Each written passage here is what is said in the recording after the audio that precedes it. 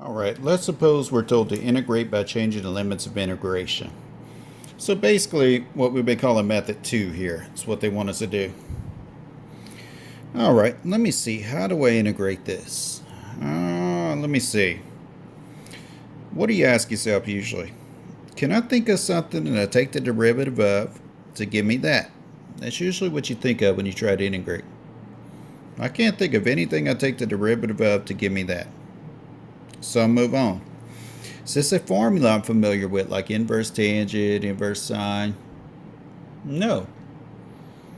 Okay. Is it simply x to some power? Definitely not. So the only other technique I know right now is u substitution.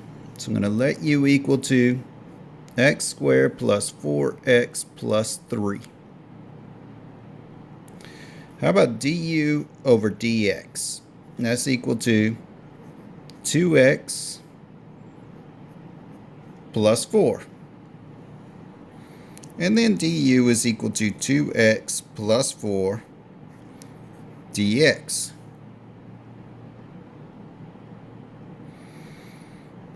All right, let me see what I have here. Okay, I have the integral, the bottom. I made this stuff under the square root u, so that's going to be u. Now, I don't exactly have this part right here, but I have something times dx. So let me do a rewrite. Let me pull this to the outside times dx. So I'm left with a 1 up here. I have x plus 2 dx. Now this is almost like that. It's just, what do we need to do? We need to factor a 2 out of here, right? Wouldn't 2 times x plus 2 be the same thing as what's in this parentheses, just written a different way? And then wouldn't we have an x plus 2 dx, kind of like what we want there? Well, let's get this part all by itself. So we're going to multiply by 1/2. 1/2 du is equal to x plus 2 dx. So over here I have the integral of 1 over square root of u. Now x plus 2 dx is 1/2 du. Now if the 1/2 is being multiplied, we could pull the 1/2 to the front integration symbol. Then we have the integral of 1 over square root of u times du. Now technically at this step, I need to rewrite my limits of integration. What are my limits of integration going to be? Well, let's see. Let's just do it in our head. Let's sub in 1 for x over here. So I have 1 squared is 1. 4 times 1 is 4. So 1 plus 4 is 5. Plus 3 is 8. So my lower limit of integration here was 8. How about my upper limit of integration? 3 squared is 9. Plus 12. 9 plus 12 is 21. Plus 3 is 24. I'm going to bring those down here. 8 and 24.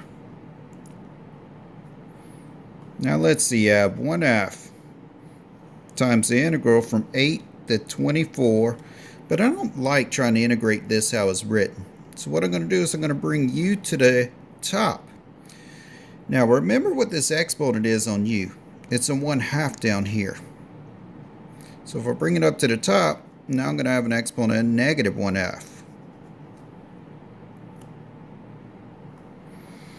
So now this is a lot easier to integrate than that. So 1/2 times u to the positive 1/2, because if I add 1 to negative 1/2, I get 1/2 times 2 from 8 to 24. Well, let's just simplify that. That's just u to the 1/2 from 8 to 24. So that means I have 24 to the 1/2 minus 8 to the 1/2 here. Well, didn't we say 1/2 exponent is the same thing as square root?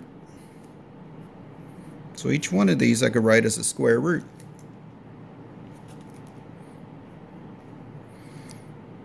Now, square root of 24 can be written as square root of 4 times 6.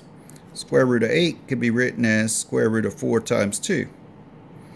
Square root of 4 is 2, so 2 square roots of 6 minus 2 square roots of 2.